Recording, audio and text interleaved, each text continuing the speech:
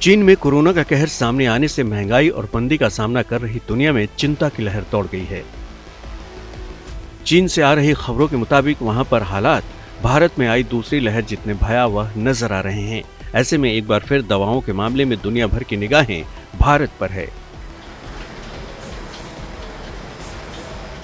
दरअसल सस्ती कीमत पर दवाओं का उत्पादन करने की वजह से भारत को दुनिया के दवाखाने के तौर पर पहचाना जाता है।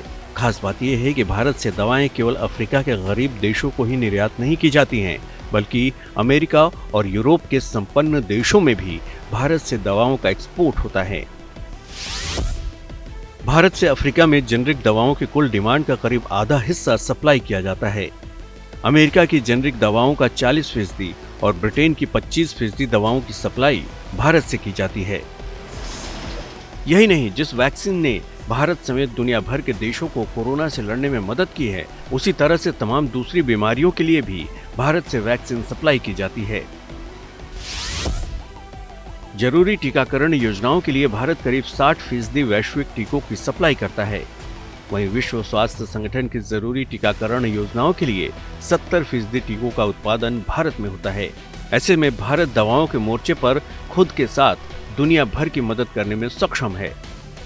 India is known for frugal innovations, and in pharmacy sector we have shown that generic medicines which are produced in India are cost effective and therefore are affordable by all countries which are even categorized as low income country. लेकिन इस ताकत के बावजूद भारत दवाओं के निर्माण के लिए जरूरी कच्चे माल यानी एपीआई के लिए चीन पर काफी हद तक निर्भर है। चीन में कोरोना विस्फोट होने से वहां से एपीआई की सप्लाई बाधित हुई है, जिससे उनके दाम बढ़ गए हैं और इससे भारत में भी दवाएं महंगी होने का खतरा है। बीते 2-3 हफ्तों में पैरासीटामोल के एपीआई की कीमत 450 रुपए से बढ़कर 550 रुपए प्रति किलोग्राम हो गई है।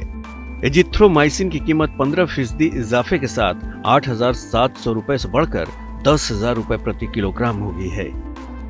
एंटीबायोटिक एमोक्सिसिलिन के लिए एपीआई 2,850 रुपए से 13% बढ़कर 3,200 रुपए प्रति किलोग्राम हो गया है।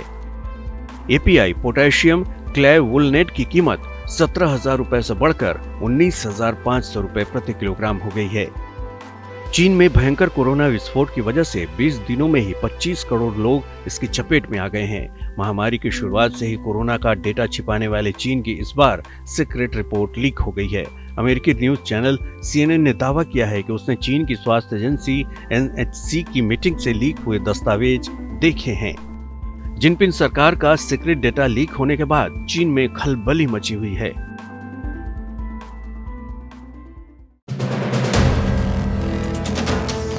वीडियो पसंद आया तो हमें लाइक, कमेंट, शेयर और सब्सक्राइब जरूर करें।